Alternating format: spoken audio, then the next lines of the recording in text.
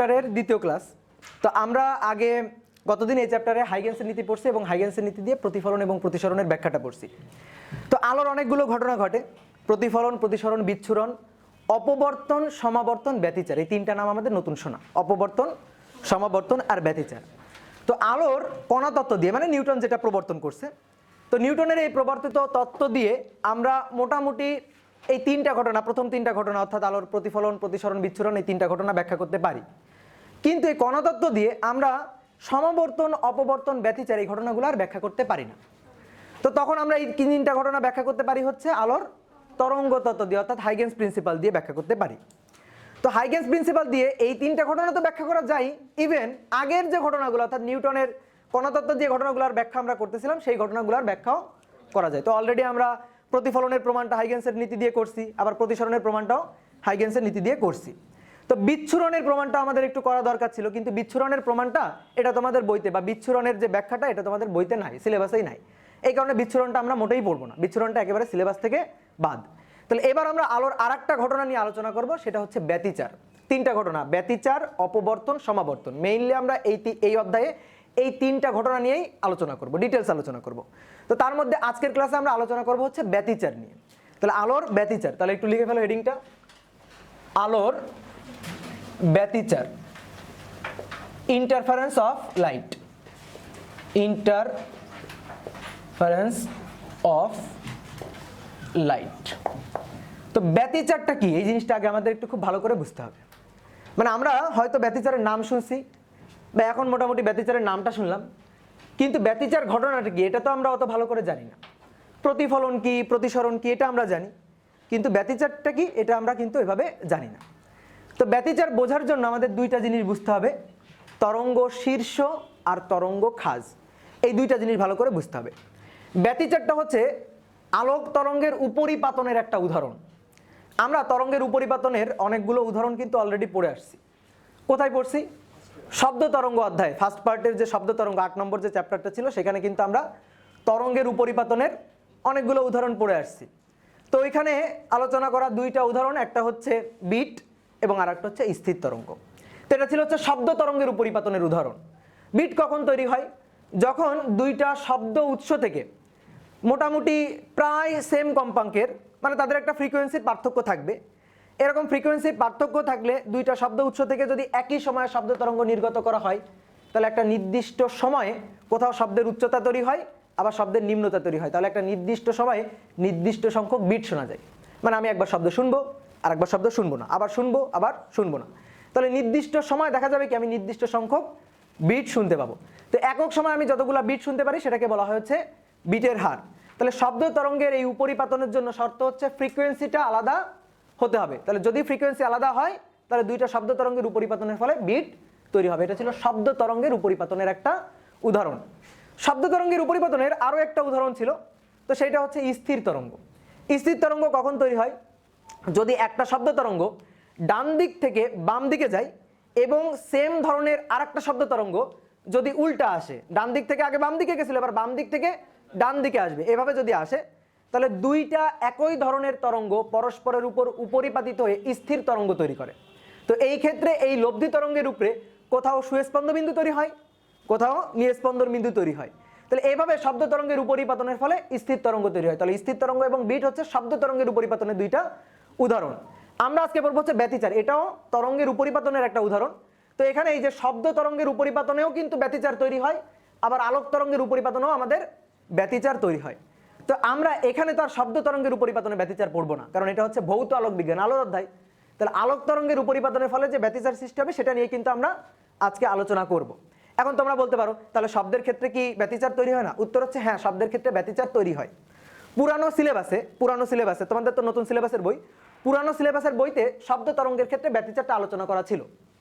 পরবর্তীতে যখন নতুন সিলেবাসের বইটা আবার প্রণয়ন করা হয়েছে, তখন ওই শব্দের অধ্যায় থেকে ব্যতিচারটা বাদ দিয়ে দেওয়া হয়েছে। কেন বাদ দিয়ে দেওয়া হয়েছে? তোমরা তো অলরেডি আলোর অধ্যায় পড়বা এটা। তাহলে আলোর অধ্যায় যেটা ব্যতিচার, শব্দের অধ্যায় ওই ব্যতিচারটা ঠিক একই রকম। এখন আমরা যে ব্যতিচারটা পড়বো এটা শব্দের ক্ষেত্রে ঠিক একই রকম। তরঙ্গের ক্ষেত্রে আমরা বেগটাকে, মানে আলোর ক্ষেত্রে তরঙ্গ বেগটাকে আমরা সি দিয়ে লিখবো, আর যদি শব্দ তরঙ্গ হয় তখন বেগটাকে ভি দিয়ে লিখবো। জাস্ট পার্থক্য এতটুকু, এই ছাড়া আর তেমন কোনো পার্থক্যই নাই। তাহলে আলোর ব্যতিচারটাও যেরকম শব্দ তরঙ্গের ব্যতিচারটাও ঠিক এরকম। এই কারণে আমরা ওই অধ্যায়ে আর ওইটা পড়ি নাই বা সিলেবাস থেকে বাদ দিয়ে দিয়েছে, কারণ তোমরা আলোর অধ্যায়ে গিয়ে তো পড়বা, তাহলে এই অধ্যায়ে আজারা হুদাই পড়ে লাভ নাই। তো ওই জিনিসটাই আমরা পড়বো। এটা হচ্ছে তরঙ্গের উপরিপাতনের একটা উদাহরণ। তো এটা বুঝতে গেলে আমাদের তরঙ্গ শীর্ষ এবং তরঙ্গ খাজ এই দুইটা টপিককে খুব ভালো করে বুঝতে হবে। তো আমরা একটু চিত্র এঁকে ব্যাপারটা বোঝার চেষ্টা করি।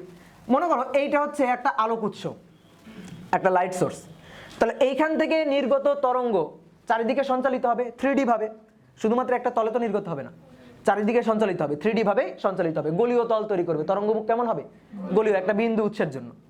তো এখানে তুমি মনে করো যে সাপোজ পানির তলের কথা চিন্তা করো, পানির তলে যদি আমরা একটা ঢিল ছুড়ি, তাহলে দেখো তো ঢেউ তৈরি হয় না?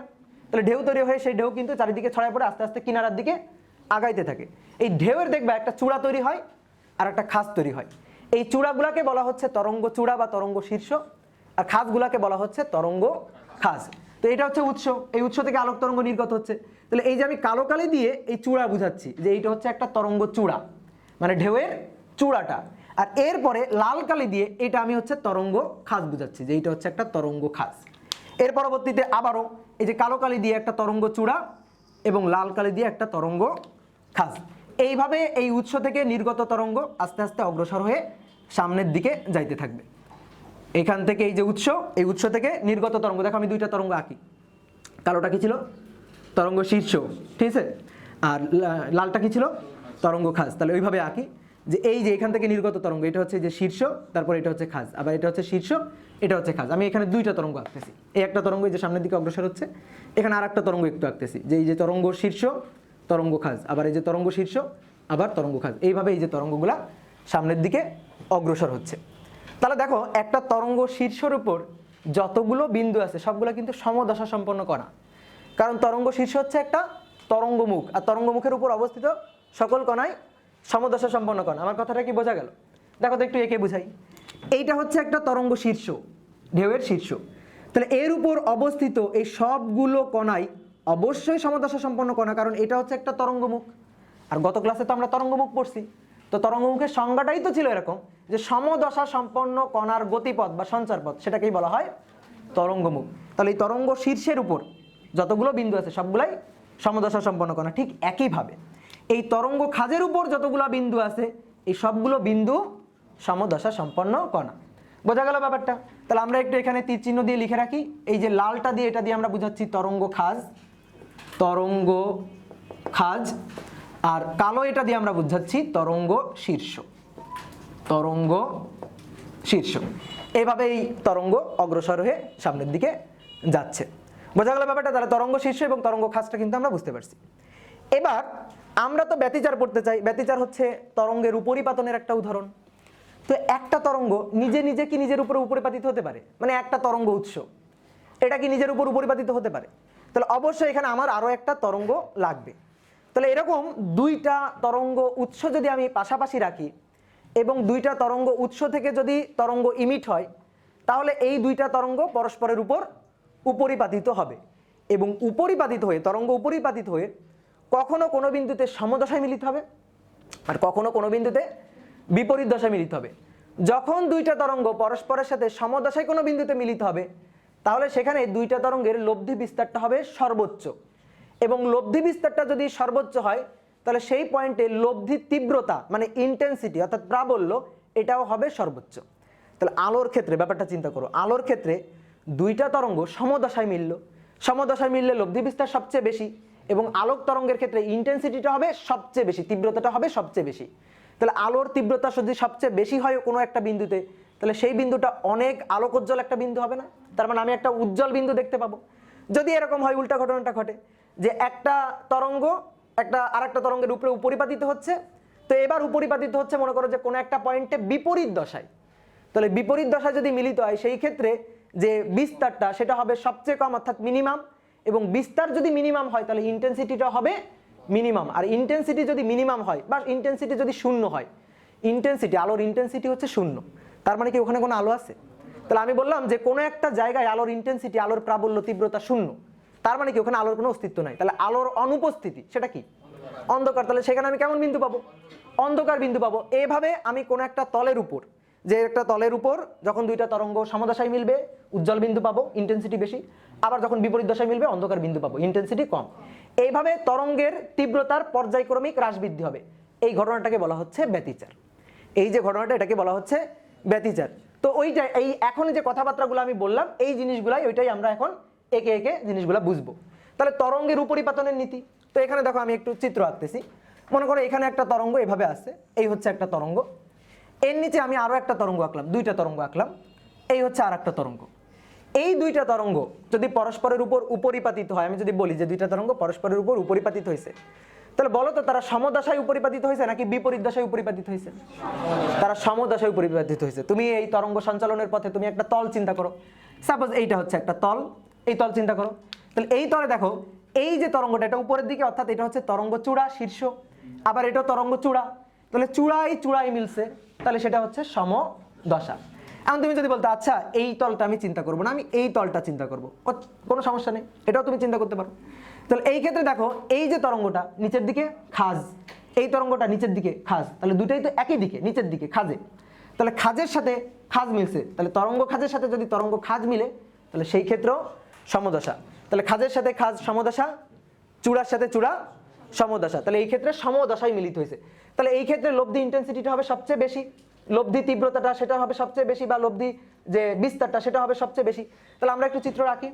মনে করো এই দুইটা তরঙ্গকে আমি যোগ করে দিচ্ছি, উপরিপাতিত করে যোগ করে দিচ্ছি, যোগ করে এবার আমি তোমাকে বললাম এই দুইটার জন্য লব্ধি তরঙ্গটাকে তুমি একটু এখানে আঁকো, এঁকে দেখাও। তাহলে লব্ধি তরঙ্গটাকে আঁকলে কেমন হবে? এটা আর এটা একই দিকে, তাহলে দুইটা একসাথে মিলে অনেক বড় হয়ে যাবে না, বিস্তারটা অনেক বেশি হয়ে যাবে। আবার এটাও নিচের দিকে এটাও নিচের দিকে, তাহলে দুইটা নিচের দিকে যাচ্ছে, তাহলে নিচের দিকে বিস্তারটা অনেক বেশি হয়ে যাবে, এরকম হবে ঘটনাটা, এরকম ঘটবে। তাহলে ব্যাপারটা দেখো এখানে মনে করো এই তরঙ্গের বিস্তারটাকে আমি ধরলাম, এই তরঙ্গের বিস্তারটা হচ্ছে এ, তাহলে উপরের দিকগুলোকে আমরা পজিটিভ দিক চিন্তা করতেছি, আর নিচের দিকগুলোকে নিচের যদি আসে তাহলে সেদিকে নেগেটিভ চিন্তা করতেছি। তাহলে এই ক্ষেত্রে উপরের দিকে, তাহলে যদি বিস্তার হয় প্লাস এ, তাহলে এই ক্ষেত্রে দেখো খেয়াল করো এই ক্ষেত্রে এই যে বিস্তারটা এটাও হবে প্লাস এ, কারণ এটাও তো উপরের দিকে। তাহলে এই পয়েন্টে এই তলে যদি তরঙ্গের উপরিপাতনের ফলে লব্ধি বিস্তার আমরা চিন্তা করি, তাহলে প্লাস এ লব্ধি বিস্তার কত হবে? Plus 2a। তাহলে এই ক্ষেত্রে এই যে লব্ধি বিস্তার এটা হবে প্লাস 2a, বুঝছো? তাহলে সমদশায় মেলার ফলে এ আর এ বিস্তার সম্পন্ন দুইটা তরঙ্গ সমদশায় মেলার ফলে লব্ধি তরঙ্গের বিস্তার সেটা কত হয়েছে? Plus 2a। আচ্ছা যদি এমন হয় যে খাজের সাথে খাজ মেলে, দেখি তো তখন কি হয়? তাহলে সেক্ষেত্রে কি হবে বলো তো? Minus 2a। দেখো এটা হচ্ছে নিচের দিকে, তাহলে মাইনাস এ, এটাও নিচের দিকে, তাহলে মাইনাস এ। তাহলে এবার বলো লব্ধি কত হবে? মাইনাস এ, আলটিমেটলি মাইনাস 2a। তাহলে এই ক্ষেত্রে আমি যে লব্ধি বিস্তারটা পাচ্ছি আমি একটু লিখি, লব্ধি বিস্তার যেটা পাওয়া হচ্ছে এ ম্যাক্স সর্বোচ্চ, এবং সেটা কত? Plus minus 2a। অনেকে আবার এটা বলতে পারো মাইনাস 2a তাহলে তো কমে গেল, না আমরা ম্যাগনিটিউডটা চিন্তা করব। ম্যাগনিটিউড মানে শুধুমাত্র মান, এই মাইনাসটা নির্দেশ করতেছে নিচের দিকে, প্লাসটা নির্দেশ করতেছে উপরের দিকে, আমি শুধুমাত্র বিস্তারের ম্যাগনিটিউডটা ভ্যালু মানটা চিন্তা করব। তাহলে সেটা কত? 2a। তাহলে দেখো সবচেয়ে বেশি। যদি বিপরীত দশায় মিলিত হয় তাহলে সবচেয়ে কম হবে, এবং মিনিমাম মানটা হবে যদি সেম বিস্তারের দুইটা তরঙ্গ হয় তাহলে মিনিমাম মানটা, বিস্তারের যে মিনিমাম মানটা সেটা হবে 0। দেখি কেমনে হয়। মনে করো এই হচ্ছে একটা তরঙ্গ, এই তরঙ্গটা এইভাবে গেছে, আর এইখানে আর একটা তরঙ্গ আছে, এই তরঙ্গটা এইভাবে গেছে। এখন এবার তুমি এই তরঙ্গ সঞ্চালনের পথে একটা তল চিন্তা করো। তো মনে করো এইটা হচ্ছে এই তলটা, এই তল চিন্তা করো। তাহলে এই তলের ক্ষেত্রে দাও তো এই যে এই তরঙ্গটা উপরের দিকে মানে শীর্ষ, আর এই তরঙ্গটা নিচের দিকে তার মানে খাজ, শীর্ষের সাথে খাজ, তাহলে শীর্ষের সাথে খাজ মিললে কি হবে? বিপরীত দশা। আবার তুমি যদি চিন্তা করো যে আচ্ছা এটা দেখি তো, তাহলে এটা হচ্ছে এটা কি খাজ আর এটা কি শীর্ষ, তাহলে এখানে এই যে খাজের সাথে চূড়া বা খাজের সাথে শীর্ষ, তাহলে এটাও আবার বিপরীত দশা, তাহলে এই ক্ষেত্রেও বিপরীত দশা, এই ক্ষেত্রেও বিপরীত দশা। এখন আমি দেখি তো যে লব্ধি বিস্তারটা কত সেটা আমরা দেখি। তাহলে এক্ষেত্রে এটা উপরের দিকে তাহলে প্লাস এ, তাহলে এটা নিচের দিকে মাইনাস এ, প্লাস এ মাইনাস এ, যোগ করে লব্ধি বিস্তারটা কত হচ্ছে? 0 হচ্ছে। আবার এই ক্ষেত্রে এটা হচ্ছে নিচের দিকে মাইনাস এ, এটা হচ্ছে উপরের দিকে প্লাস এ, তাহলে যোগ করো, তাহলে লব্ধি বিস্তারটা কত হচ্ছে? 0 হয়ে যাচ্ছে। তাহলে এই ক্ষেত্রে আমি যদি তোমাকে বলি এই দুটো এখন যোগ করো, যোগ করে এই দুইটা তরঙ্গের জন্য লব্ধি তরঙ্গটা আঁকো, তাহলে এমন একটা তরঙ্গ আমার আঁকতে হবে যে তরঙ্গের বিস্তারটা হবে 0, এরকম একটা তরঙ্গ তো আমার আঁকতে হবে। তাহলে তুমি আঁকো তো, সেরকম একটা তরঙ্গ আঁকো তো। আমি যদি এরকম একটা তরঙ্গ আঁকি, দেখো এই তরঙ্গ আঁকি, তাহলে এর বিস্তার কি শূন্য হইল? তাহলে আরো এটাকে নিচে নামাইতে হবে, এটাকে আরেকটু উপরে উঠাইতে হবে, তাহলে এইভাবে উঠাইতে উঠাইতে আসলে একটা সরল রেখা হয়ে যাবে না? তাহলে এই যে এটাই আঁকছি, এই যে সরল রেখা, এটাই হচ্ছে এই ক্ষেত্রে তরঙ্গ। তার মানে আলটিমেটলি কোনো তরঙ্গ নাই, কোনো আলোক তরঙ্গ নাই, যেহেতু তার বিস্তারটা, লব্ধি বিস্তারটা, এই বিস্তারটা হয়ে গেছে শূন্য, অর্থাৎ এ মিনিমাম লব্ধি বিস্তার এটা হয়ে গেছে শূন্য। এখন আমরা তো চাই আসলে ইন্টেন্সিটি দিকে নজর দিতে, প্রাবল্য, আলোর তীব্রতা এর দিকে নজর দিতে, কিন্তু বের করে বসে আছি বিস্তার, আমরা বিস্তার দুইটা বের করে বসে আছি, কিন্তু আমরা আলোর তীব্রতা, ইন্টেন্সিটি এটা বের করতে চাই। যে আমি বলতেছি কোথাও আলোর ইন্টেন্সিটি বেশি হবে, তীব্রতা বেশি হবে, উজ্জ্বল বিন্দু পাবো, কোথাও আলোর ইন্টেন্সিটি কম হবে, অন্ধকার বিন্দু পাবো, এই কথাটা আমি বলতেছি, কিন্তু বিস্তার বের করে বসে আছি। তো দেখো বিস্তার থেকে যার বিস্তার বেশি তার ইন্টেন্সিটিটাও বেশি। এখন আমার কথা তো বিশ্বাস করে লাভ নেই, আমি এই যে বললাম এটা তো আমি বিশ্বাস করে লাভ নেই, অবশ্যই ম্যাথমেটিক্যাল প্রমাণ দেখতে হবে, ম্যাথমেটিক্যাল ইকুয়েশন আমাদের দেখতে হবে। আমি তোমাদের একটা সূত্র শিখাইছিলাম, সূত্রটা হচ্ছে এরকম যে আই ইকুয়াল টু ইন্টেন্সিটির সূত্র, এটা হচ্ছে ফার্স্ট পার্ট আমরা দেখছিলাম, গত ক্লাসে ইন্টেন্সিটির একটা সূত্র লিখছিলাম, আরও একটা ইন্টেন্সিটির সূত্র আছে, সূত্রটা হচ্ছে I equal to 2 pi square F square A square rho V, এটা হচ্ছে ইন্টেন্সিটির সূত্র।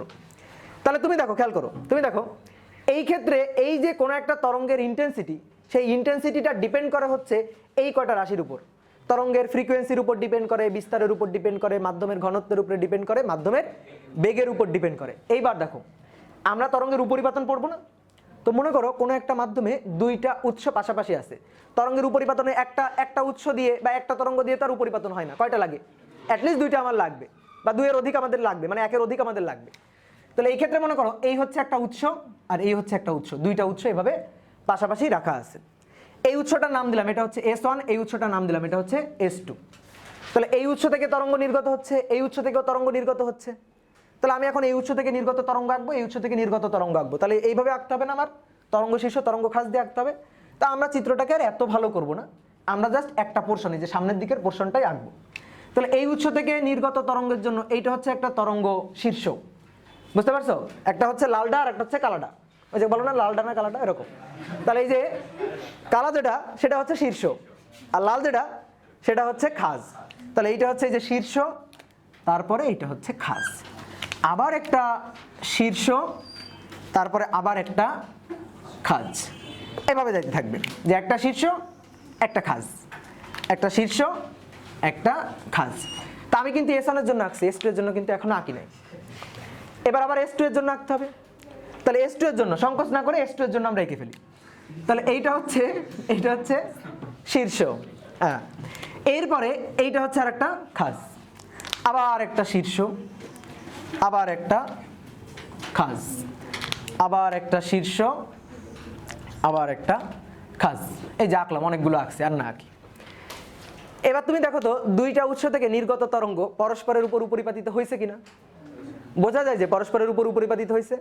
কোথায়? এই দেখো এর যে নির্গত তরঙ্গ, এই উৎসের যে নির্গত তরঙ্গ, সেই তরঙ্গগুলা এর উৎস থেকে নির্গত তরঙ্গগুলোর মধ্যে প্রবেশ করে গেছে, মানে একটা তরঙ্গ আর একটা তরঙ্গকে কাট করে যাচ্ছে বলে মনে হচ্ছে। তার মানে কাট করে যাচ্ছে বলে মনে হচ্ছে কি, একটা তরঙ্গ আর একটা তরঙ্গের উপর উপরিপাতিত হচ্ছে। তো এখানে এই যে উপরিপাতনের ঘটনা কিন্তু অলরেডি ঘটছে, আমরা কিন্তু এই জায়গাটার দিকে তাকালে বুঝতে পারতেছি যেখানে উপরিপাতনের ঘটনাটা ঘটছে। ক্লিয়ার? বুঝতে পারছি? তো আমাদের টার্গেট কি ছিল? যে তরঙ্গের তীব্রতাটা একবার বেশি হবে, তীব্রতাটা একবার কম হবে, উপরিপাতনের ফলে সমদশায় মিললে সেখানে তীব্রতাটা বেশি হবে, আর বিপরীত দশায় মিললে সেখানে তীব্রতাটা কম হবে। এইবার আমরা দেখি যে এই ঘটনাটা ঘটে কিনা, যে তীব্রতাটা বেশি পাওয়া যায় কিনা, তীব্রতাটা কম পাওয়া যায় কিনা। তো তীব্রতা ডিপেন্ড করে কার উপর? এই সূত্রের উপর, এই সূত্রের যে প্যারামিটারগুলো আছে তাদের উপর। তো এই যে দুইটা উৎস, মনে করো এই দুইটা উৎস একটা নির্দিষ্ট মাধ্যমে আছে, তাহলে নির্দিষ্ট মাধ্যমে যদি থাকে তাহলে সেই ক্ষেত্রে মাধ্যমের বেগ এটা হচ্ছে কনস্ট্যান্ট, দুইটা উৎসের জন্য মাধ্যমের বেগটা কনস্ট্যান্ট। মাধ্যমের ঘনত্ব, যদি বাতাস মাধ্যম হয় তাহলে বাতাসের ডেনসিটি রো, যদি পানি মাধ্যম হয় তাহলে পানির ঘনত্ব রো, তাহলে রো ভি এই দুইটা কনস্ট্যান্ট। এখানে 2 পাই স্কয়ার এটা তো কনস্ট্যান্ট অবশ্যই, আর একটা আছে এফ স্কয়ার। তো ব্যতিচারের জন্য অবশ্যই এই দুইটা তরঙ্গ উৎসের ফ্রিকোয়েন্সি এবং তরঙ্গ দৈর্ঘ্য এগুলা সেম হতে হবে। তুমি দেখো একটা জিনিস দেখো, ল্যামডা যদি সেম হয়, তরঙ্গ বেগ ভি যদি সেম হয়, বা ভি বা সি যেটাই বলো না কেন, এটা যদি সেম হয়, ফ্রিকোয়েন্সি কোনোদিন আলাদা হতে পারে? কারণ V equal to F lambda, তাহলে V same lambda same, frequency F কোনোদিন আলাদা হতে পারে? অবশ্যই ফ্রিকোয়েন্সিটাও সেম, তাহলে দুইটা উৎসের জন্য ফ্রিকোয়েন্সি এফটাও কিন্তু কনস্ট্যান্ট। তাহলে দেখো এই যে 2 পাই স্কয়ার এফ স্কয়ারকে যদি আমি কনস্ট্যান্ট চিন্তা করি, রো ভি এটাকে যদি কনস্ট্যান্ট চিন্তা করি, তাহলে পুরো কনস্ট্যান্ট মিলে এটা হচ্ছে কে। তাহলে I equal two K A square না? তাহলে এখান থেকে যদি আমি বলি, বলো তো একটা তরঙ্গের তীব্রতার সাথে বিস্তারের সম্পর্কটা কেমন? বর্গের সমানুপাতিক, এই যে আই সমানুপাতিক এ স্কয়ার। তাহলে একটু আগে আমি বলতেছিলাম এখানে কি বের করছিলাম, দেখো এই যে লব্ধি বিস্তার বের করছিলাম। তা আমি তো ইন্টেন্সিটি চাই, তাহলে বিস্তারের সাথে ইন্টেন্সিটির সম্পর্ক বর্গের সমানুপাতিক, এই কারণে আমি বিস্তারটা বের করছি। এখন বিস্তার থেকে দেখে দেখে ইন্টেন্সিটি বলে দিব, শুধু সমানুপাতিক না, কেমন সমানুপাতিক? বর্গের সমানুপাতিক। তাহলে এবার আমরা দেখি তো যখন সমদশায় মিলবে, এই যে সমদশা, যখন বিপরীত দশায় মিলবে, এই যে বিপরীত দশা, তাহলে বিস্তার তো বের করে ফেলছি। বিস্তার থেকে এবার দেখি তো কোন ক্ষেত্রে আলোর তীব্রতার ইন্টেন্সিটিটা কত হয়। তাহলে আমরা প্রথমে দেখি তো সমদশার ক্ষেত্রে, এই যে এখানে লিখি যে সমদশার ক্ষেত্রে যখন তারা সমদশায় মিলবে, তাহলে সমদশায় মিললে লব্ধি বিস্তার এ ম্যাক্স এটা হচ্ছে প্লাস মাইনাস 2a। তাহলে সেই ক্ষেত্রে সমদশার ক্ষেত্রে আই, এই আই দেখো I equal two K A square বা আই সমানুপাতিক এ স্কয়ার। তাহলে আই ইকুয়াল টু আমি কে এ লিখবো, বলো এ ম্যাক্স এর মান কত? প্লাস মাইনাস 2a, তাহলে প্লাস মাইনাস 2a স্কয়ার। তাহলে অতএব এই ক্ষেত্রে আই ইকুয়াল টু হচ্ছে 4 কে এ স্কয়ার। তো কেটাকে তুমি বাইরে বের করে রেখে, কেটাকে তুমি বাইরে বের করে রেখে এই যে এভাবে লেখো 4a স্কয়ার। তাহলে 4a স্কয়ারের সমানুপাতিক। তাহলে দেখো একটু তাকাও, এই বোর্ডে তাকাও, এখানে তীব্রতা ছিল বিস্তারের বর্গের সমানুপাতিক। তো আমি এখন দেখলাম সমদশায় যখন মেলে, তখন ওই ক্ষেত্রে সমদশায় যে বিন্দুতে মিলতেছে ওই বিন্দুর আলোর ইন্টেন্সিটি, আলোর তীব্রতাটা সেটা হচ্ছে বিস্তারের বর্গের 4 গুণের সমানুপাতিক। তার মানে এখানে যে উজ্জ্বল বিন্দুগুলো তৈরি হবে, এখানে যে আলোক উজ্জ্বল বিন্দুগুলো তৈরি হবে, আলোকিত যে বিন্দুগুলো আমি পাবো, তাদের ইন্টেন্সিটি উৎসের ইন্টেন্সিটির কত গুণ হবে বলো তো? 4 গুণ হবে। বুঝতে পারছো? আমি বলি এটার এই উৎস থেকে নির্গত তরঙ্গের, এই উৎস থেকে নির্গত যে আলোক তরঙ্গ, তাদের বিস্তার ছিল এ, এই বিস্তার, এদের বিস্তার যদি এ হয় তাহলে আই সমানুপাতিক হচ্ছে এ স্কয়ার। তাহলে এই উৎসের তীব্রতাটা ছিল আই, আবার এটারও বিস্তার ছিল এ, তাহলে আই সমানুপাতিক এ স্কয়ার। তাহলে এই যে উৎসটা, এই উৎসের তীব্রতাটা ছিল হচ্ছে আই। এখন এই দুইটা উৎস থেকে নির্গত আলোক তরঙ্গের উপরিপাতনের ফলে সমদশার ক্ষেত্রে বিস্তারটা হচ্ছে প্লাস মাইনাস 2a। তাহলে এই ক্ষেত্রে এটাকে আমি বললাম আই ম্যাক্স, সবচেয়ে বেশি এটাকে, এই কারণে এটাকে বললাম আই ম্যাক্স। তাহলে সেটা হচ্ছে দেখো 4a স্কয়ার, কে 4a স্কয়ার, তাহলে আই ম্যাক্স এটা হচ্ছে 4a স্কয়ারের সমানুপাতিক। তাহলে a স্কয়ারের সমানুপাতিক ছিল আই, তাহলে a স্কয়ারের পরিবর্তে এখানে তো আমি আই লিখতে পারি। দেখো এই যে আই ম্যাক্স, এই যে সমানুপাতিক 4i, এটা লিখতে পারি না a স্কয়ারের পরিবর্তে? তাহলে দেখো ব্যাপারটা কি হচ্ছে, আই এর 4 গুণের সমানুপাতিক হচ্ছে। তার মানে এই যে আই ম্যাক্সটা এটা হচ্ছে আই এর 4 গুণ। এই উৎসের তীব্রতা যদি আই হয়, তার কত গুণ হচ্ছে? 4 গুণ। অনেকে ভাবে মনে হয় দ্বিগুণ হচ্ছে, না দ্বিগুণ না, ইন্টেন্সিটি কত গুণ হচ্ছে? 4 গুণ হচ্ছে, কারণ বিস্তারের বর্গের সমানুপাতিক। বিস্তার দেখো দ্বিগুণ হয়েছে, এই যে বিস্তারটা এটা কত গুণ হয়েছে? দ্বিগুণ। তাহলে বিস্তার যদি দ্বিগুণ হয়, তার বর্গের সমানুপাতিক হলে তীব্রতা কত গুণ হবে? 4 গুণ। তাহলে সর্বোচ্চ যে বিন্দু, মানে সর্বোচ্চ আলোক উজ্জ্বল যে বিন্দুটা আমরা পাচ্ছি, সেই বিন্দুর ইন্টেন্সিটি হচ্ছে মূল তরঙ্গের যে ইন্টেন্সিটি তার 4 গুণ। ক্লিয়ার? বোঝা গেছে? একেবারে ম্যাথমেটিক্যাল ব্যাখ্যা, এক লাইনের পরে আরেক লাইন, মুখস্থ টুখস্থ কিছু নাই এখানে। এবার যদি এমন ঘটনা ঘটে বিপরীত দশায় মেলে, বিপরীত দশার ক্ষেত্রে, তাহলে বিপরীত দশার ক্ষেত্রে এ মিনিমাম সেটা কত হবে? 0। তাহলে বিপরীত দশার ক্ষেত্রে তরঙ্গের, লব্ধি তরঙ্গের যে বিস্তার সেটা হচ্ছে 0। তা আমরা এখানে দেখতেছি যে আই, দেখো একটু বোর্ডে তাকাও, I equal two K A square, না এ হচ্ছে সূত্র। তাহলে এই এর মানটা হচ্ছে এবার 0। এর মান যদি 0 বসায় দাও, বিস্তারের মান, লব্ধি বিস্তারের মান যদি 0 বসায় দাও, মানে সহজ কথা হচ্ছে কোনো তরঙ্গই তো নাই। তাহলে তরঙ্গ যদি না থাকে, তার বিস্তার যদি 0 হয়, তাহলে ইন্টেন্সিটি কত হবে? 0। তাহলে আই মিনিমাম, এই আই মিনিমাম এটা হচ্ছে 0। তাহলে আই মিনিমামের মানটা আমরা পেয়ে গেছি। তাহলে যে বিন্দুতে তরঙ্গ দুইটা বিপরীত দশায় মিলবে, যে বিন্দুতে তরঙ্গ দুইটা বিপরীত দশায় মিলবে, সেই বিন্দুতে ইন্টেন্সিটি বা প্রাবল্য হবে 0। তা বের করে ফেলছি যে সর্বোচ্চ আলোক উজ্জ্বল বিন্দুর ইন্টেন্সিটি কত, আলোক বিন্দুর ইন্টেন্সিটি কত এবং উজ্জ্বল বিন্দুর ইন্টেন্সিটি কত বের করে ফেলছি আমরা। এবং এটা কিন্তু আমরা এখান থেকে বুঝতে পারতেছি যে হ্যাঁ, বিপরীত দশায় মিললে অন্ধকার বিন্দু পাওয়া যাবে। ইন্টেন্সিটি 0, তাহলে ইন্টেন্সিটি 0 মানে আলোর তীব্রতাটা 0। তাহলে তীব্রতা 0 মানে সেখানে আসলে কোনো আলোর অস্তিত্বই নাই, তাহলে আলোর অনুপস্থিতি, সেটা হচ্ছে অন্ধকার। তাহলে আমি যদি এখানে এই যে দুইটা তরঙ্গের উপরিপাতনের ফলে এখানে যদি কোনো একটা তল চিন্তা করি, তাহলে সেই তলে একটা আলোক বিন্দু পাবো, একটা অন্ধকার বিন্দু পাবো, একটা আলোক বিন্দু পাবো, একটা অন্ধকার বিন্দু পাবো। এই ব্যাপারটা আমরা ম্যাথমেটিক্যাল ব্যাখ্যা থেকে তো বুঝতে পারছি নাকি? এবার কথা হচ্ছে কষ্ট করে যে এখানে একটা চিত্র আঁকছি, এই চিত্র যে এখানে তরঙ্গের উপরিপাতনে এই ঘটনাটা ঘটতেছে তার এবার একটু ব্যাখ্যাটা চিত্র থেকে দেখি তো। এতক্ষণ ম্যাথমেটিক্যাল কথাবার্তা শেষ, এবার চিত্র থেকে একটু ব্যাখ্যাটা দেখব। তো তুমি একটু বোর্ডে তাকায় দেখো, একটু দেখো এখানে এই পয়েন্টের দিকে একটু তাকাও। এই পয়েন্টটাতে দুইটা লাল মিলছে না? লাল কি ছিল? লাল কি ছিল? খাজ ছিল। তো খাজের সাথে যদি খাজ মিলে তাহলে সমদশা। তাহলে এই যে বিন্দুটা, এই বিন্দুটা উজ্জ্বল বিন্দু হবে নাকি অন্ধকার বিন্দু হবে? এই বিন্দুটা উজ্জ্বল বিন্দু হবে। তাহলে এই পয়েন্টটা হচ্ছে ব্রাইট পয়েন্ট, ঠিক আছে? এবার তুমি এর একটু উপরে চলে যাও, এর একটু উপরে এই পয়েন্টের দিকে একটু তাকাও, এই পয়েন্টের দিকে একটু তাকাও। এই পয়েন্টটা দেখো একটা লালের সাথে আর একটা কালো মিলছে। তাহলে কালোটা কি ছিল? শীর্ষ। লালটা কি ছিল? খাজ। খাজের সাথে যদি শীর্ষ মেলে তাহলে সেই ক্ষেত্রে কি ঘটনা ঘটবে? বিপরীত দশার। বিপরীত দশায় ইন্টেন্সিটি হয়ে যাবে 0, অর্থাৎ অন্ধকার বিন্দু। তাহলে অন্ধকার মানে ডার্ক পয়েন্ট। তাহলে এটাকে আমরা ডি দিয়ে প্রকাশ করতেছি, এটা হচ্ছে ডি। এবার তুমি এর উপরে আবার চিন্তা করো, এর উপরে সাপোজ এই পয়েন্টে চিন্তা করো। এই পয়েন্টে দেখো আবার লালের সাথে লাল মিলতেছে, তাহলে লালের সাথে লাল মিললে এখানে আবার ব্রাইট পয়েন্ট। এবার তুমি একটু নিচের দিকে তাকাও, এই পয়েন্টের দিকে তাকাও, লালের সাথে কালো মিলতেছে, তার মানে ডার্ক পয়েন্ট। এখানে আবার লালের সাথে লাল মিলতেছে, তার মানে ব্রাইট পয়েন্ট। তাহলে পর্যায়ক্রমে দেখো, পর্যায়ক্রমে একটার পর একটা, প্রথমে উজ্জ্বল ব্রাইট পয়েন্ট, দেন ডার্ক পয়েন্ট, আবার ব্রাইট পয়েন্ট, দেন ডার্ক পয়েন্ট, আবার ব্রাইট পয়েন্ট, দেন আবার ডার্ক পয়েন্ট। তাহলে আমি যদি এখানে কোনো একটা তল রাখি, সাপোজ এখানে মনে করো এরকম একটা তল রাখলাম আমি, এই যে এখানে এরকম একটা তল রাখলাম মানে পর্দা। তো এরকম পর্দা যদি রাখি, এখানে যদি দুইটা উৎস থাকে, তাহলে পর্দার উপরে আমি কি দেখতে পাবো? পর্দার উপরে দেখতে পারবো যে ব্রাইট পয়েন্ট অর্থাৎ উজ্জ্বল বিন্দু, অন্ধকার বিন্দু, উজ্জ্বল বিন্দু, অন্ধকার বিন্দু, উজ্জ্বল বিন্দু, অন্ধকার বিন্দু। তাহলে একটা উজ্জ্বল বিন্দু অন্ধকার বিন্দুর পট্টি বা বর্ণালী দেখতে পাবো না? এই যে বর্ণালীটা তৈরি হতেছে এটাকেই বলা হচ্ছে ব্যতিচার বর্ণালী। আর এই যে ঘটনাটা ঘটতেছে এটাকেই বলা হচ্ছে আলোর ব্যতিচার। তাহলে বোঝা গেল যে ব্যতিচার কিভাবে তৈরি হয় আর ব্যতিচার জিনিসটা কি। এটা যখন আমরা বুঝতে পারছি, এটা খায় না মাথায় দেয়, আশা করি বোঝা গেছে। তাহলে এইভাবে আসলে ব্যতিচার ঘটতেছে বা ব্যতিচার বর্ণালী তৈরি হইতেছে। এখন আমরা ব্যতিচারের সংজ্ঞা দিব। এই যে ঘটনাটা দেখলাম, এই ঘটনাটার সংজ্ঞা দিব। তাহলে সংজ্ঞাটা আমরা কিভাবে দিতে পারি দেখি।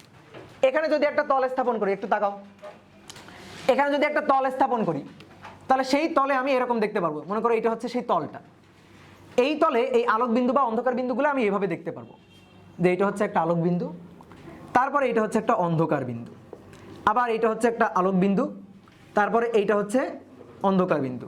ঠিক একইভাবে উপরে এই যে আলোক বিন্দুর উপরে এখানে একটা অন্ধকার বিন্দু, আবার একটা আলোক বিন্দু, এখানে একটা অন্ধকার বিন্দু, আবার একটা আলোক বিন্দু। তো এইগুলাকে বলা হচ্ছে ব্যতিচার ঝালর। এই যে আলোক বিন্দু অন্ধকার বিন্দুর যে পট্টিগুলা পাওয়া যাচ্ছে, হ্যাঁ, এই পট্টিগুলাকে বলা হচ্ছে ব্যতিচার ঝালর। ঝালর, ঠিক আছে? বা ইংরেজিতে বলা হয় ইন্টারফারেন্স, ইন্টারফারেন্স ফ্রিঞ্জ, ঠিক আছে?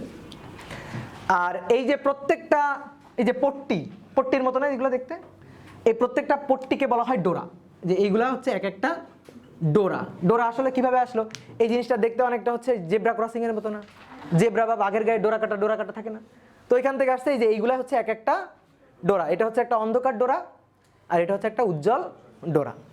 তো এইবার ব্যতিচারের সংজ্ঞাটা আমরা দিব। তো সংজ্ঞাটা আমরা কিভাবে দিতে পারি দেখো, সংজ্ঞাটা আমি একটু মুখে বলি, তারপরে তো আমরা বুঝে বুঝে লিখবই। সংজ্ঞাটা হচ্ছে কি, যে কোনো একটা মাধ্যমে দুইটা তরঙ্গের উপরিপাতনের ফলে এই তরঙ্গ দুইটা সমদশা এবং বিপরীত দশায় মিলিত হওয়ার ফলে তরঙ্গের যে তীব্রতার পর্যায়ক্রমিক হ্রাস বৃদ্ধি ঘটে, এই ঘটনাটাকে বলা হয় ব্যতিচার। দুইটা তরঙ্গ কোনো একটা মাধ্যমে উপরিপাতিত হয়েছে, ফলে দুইটা তরঙ্গের উপরিপাতনের ফলে সমদশার বিপরীত দশায় মেলার ফলে কোথাও শব্দ তরঙ্গের বা আলোক তরঙ্গের তীব্রতার বৃদ্ধি হয়েছে, কোথাও হ্রাস হয়েছে।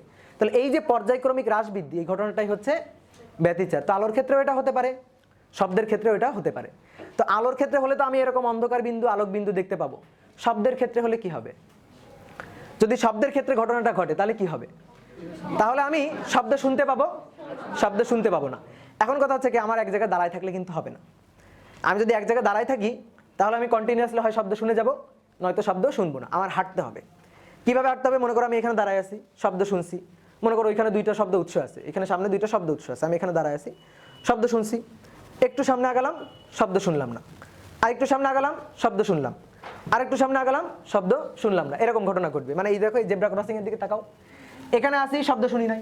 2 পা হেঁটে এখানে গেলাম, শব্দ শুনছি। আবার 2 পা হেঁটে এখানে গেলাম, শব্দ শুনলাম না। আবার 2 পা হেঁটে এখানে গেলাম, শব্দ শুনছি। তাহলে ব্যাপারটা এইভাবে ঘটবে। আলোর ক্ষেত্রে দেখতে পাবো, শব্দের ক্ষেত্রে শুনতে পাবো। তাহলে আমরা একটু ব্যতিচারের সংজ্ঞাটা লিখে ফেলি, যে কোনো মাধ্যমে, আমি এখানে সংজ্ঞাটা ছোট করে লিখে দিচ্ছি, কোনো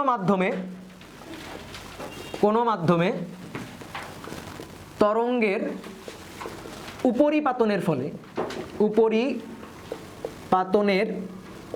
ফলে তরঙ্গদ্বয়ের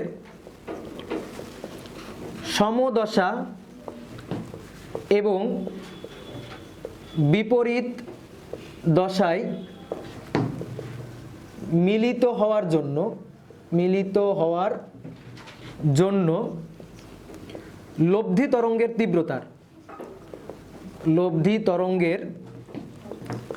তীব্রতার যে পর্যায়ক্রমিক হ্রাস বৃদ্ধি ঘটে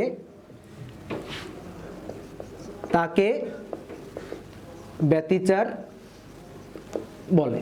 এইটা হচ্ছে আমাদের ব্যতিচারের সংজ্ঞা, পর্যায়ক্রমিক হ্রাস বৃদ্ধি। তাহলে আলোর ক্ষেত্রে তীব্রতার পর্যায়ক্রমিক হ্রাস বৃদ্ধির জন্য কি তৈরি হবে? উজ্জ্বল বিন্দু, অন্ধকার বিন্দু। আর শব্দের ক্ষেত্রে যদি তরঙ্গের তীব্রতার পর্যায়ক্রমিক হ্রাস বৃদ্ধি হয় তাহলে শব্দোচ্চতা, শব্দ নিম্নতা। তাহলে এইভাবে আসলে ব্যতিচার তৈরি হয়। তাহলে মোটামুটি আশা করি ব্যতিচার সম্পর্কে আমাদের কনসেপ্টটা একটু ক্লিয়ার হয়েছে। এখন ব্যতিচারের ক্ষেত্রে আমরা আরও অনেক ক্যালকুলেশন সামনে দিকে করতে চাই।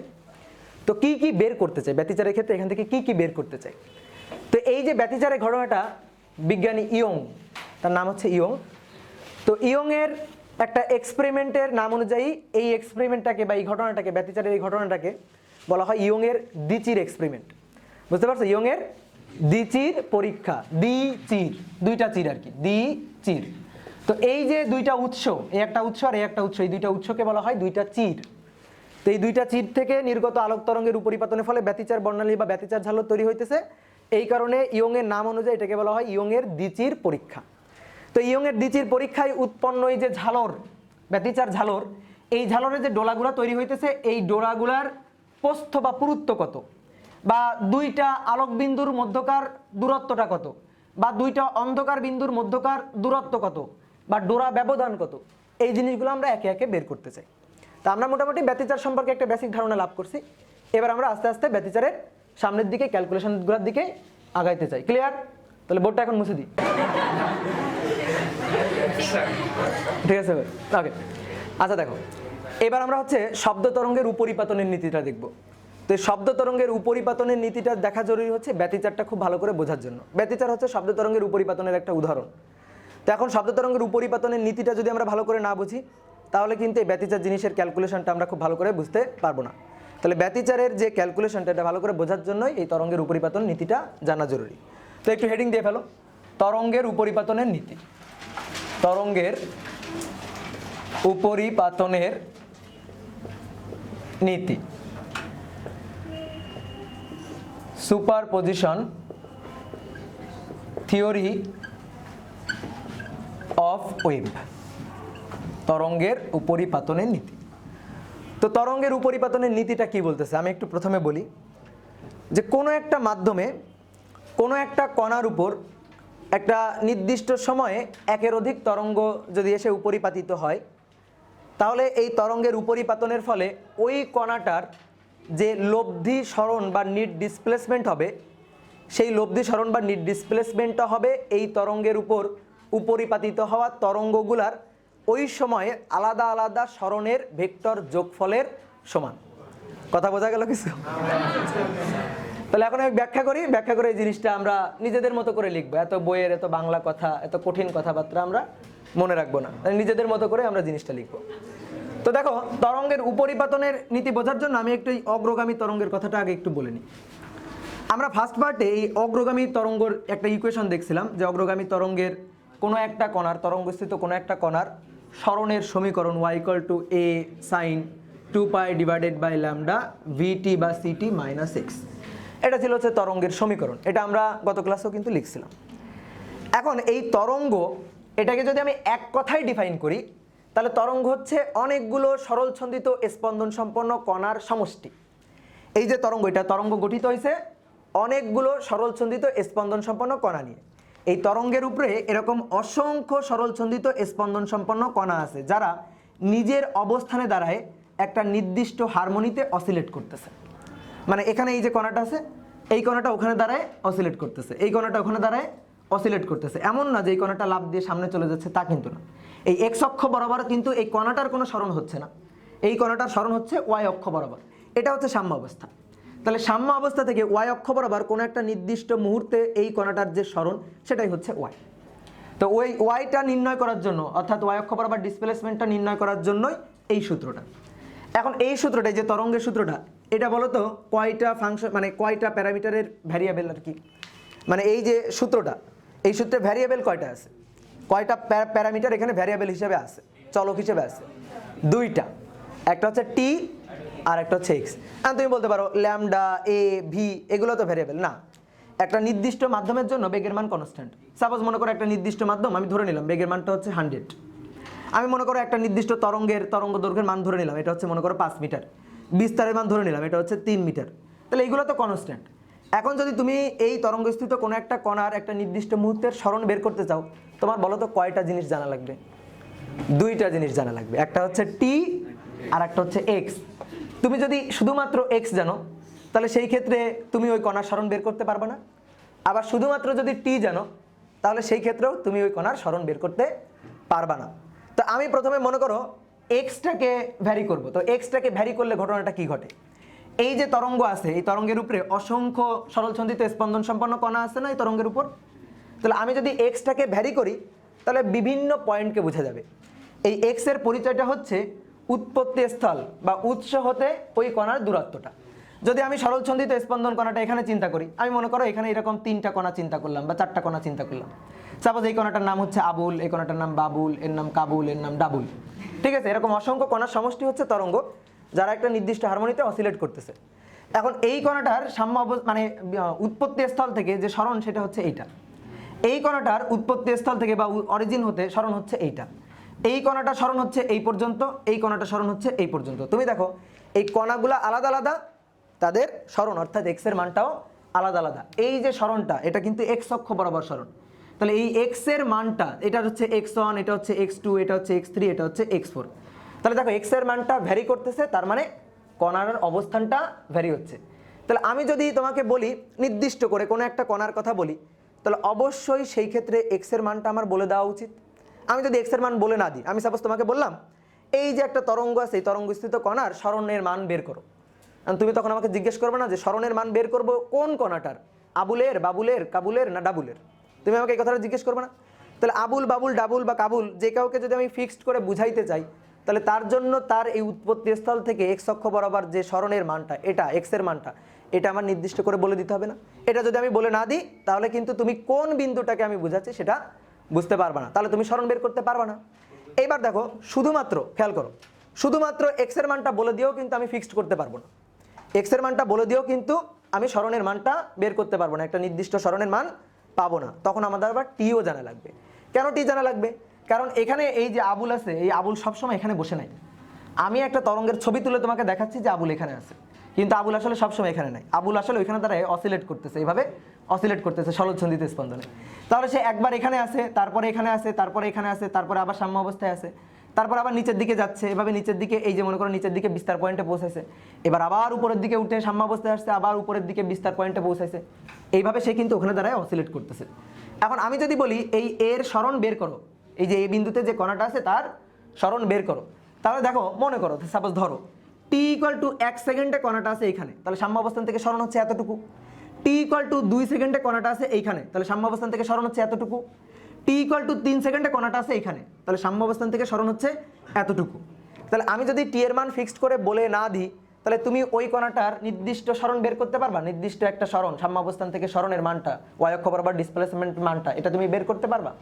তাহলে এটা জানার জন্য অবশ্যই টি এর মানটা আগে থেকেই জানা লাগবে। তাহলে শুধু এক্স বলে দিয়ে কিন্তু আমি স্মরণের মানটা অর্থাৎ ওয়াই এর মানটা বের করতে পারি না। আবার শুধু টি এর মানটা বলে দিয়ে, সাপোজ শুধুমাত্র টি এর মানটা বলে দিলাম, সেই ক্ষেত্রেও কিন্তু আমি ওয়াই এর মানটা বের করতে পারি না। আমি সাপোজ তোমাকে বললাম টি ইকুয়াল টু 2 সেকেন্ড সময়ে তরঙ্গস্থিত কণার স্মরণের মান বের করো, তাহলে তুমি তো তখন জিজ্ঞেস করবা টি ইকুয়াল টু 2 সেকেন্ডে কার, এর, বি এর, সি এর না ডি এর? এটা জিজ্ঞেস করবে না? কারণ এও অসিলেট করতেছে, বিও অসিলেট করতেছে, সিও অসিলেট করতেছে, ডিও অসিলেট করতেছে। তাই আমি বললাম t = 2 সেকেন্ডে কণার সরণের মান বের করো। তবে তখন আমাকে জিজ্ঞেস করবা কোন কণার সরণের মানটা। তাহলে কোন কণার সরণের মানটা এটা বোঝানোর জন্য আমার অবশ্যই এই x এর মানটা বলে দিয়ে বলতে হবে যে এখান থেকে এত মিটার দূরের কণাটা, তাহলে এত মিটার দূরের কণাটার এত সময়ে সরণের মানটা বের করো। তাহলে এই দুইটা ভ্যারিয়েবলের মান বলে দিলে তুমি তখন একটা নির্দিষ্ট সরণ পাবা। বুঝতে পারছো? এখানে এই যে তরঙ্গ, এই তরঙ্গ এইভাবে সঞ্চালিত হয়ে সামনের দিকে অগ্রসর হচ্ছে, তার মানে তরঙ্গস্থিত প্রত্যেকটা কণাই সরল ছন্দিত স্পন্দনে অসিলেট করতেছে।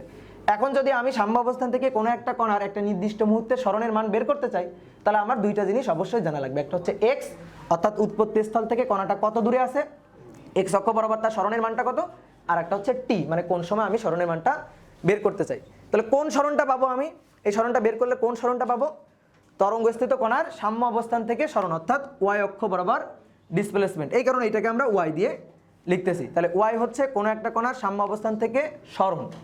এখন এইটা কিন্তু আমি তরঙ্গের উপরিপাতন নীতি তোমাকে বুঝাই নাই, এটা হচ্ছে এই অগ্রগামী তরঙ্গের ব্যাপারটা আমি বুঝাই নিলাম। এই ব্যাপারটা অনেকের ক্লিয়ার থাকে না, এই জিনিসগুলো কিন্তু অনেকের ক্লিয়ার থাকে না। অনেকে ভাবে কি এই হচ্ছে তরঙ্গ, তার মানে এই কণাটা সর্বদা এখানে, তা না।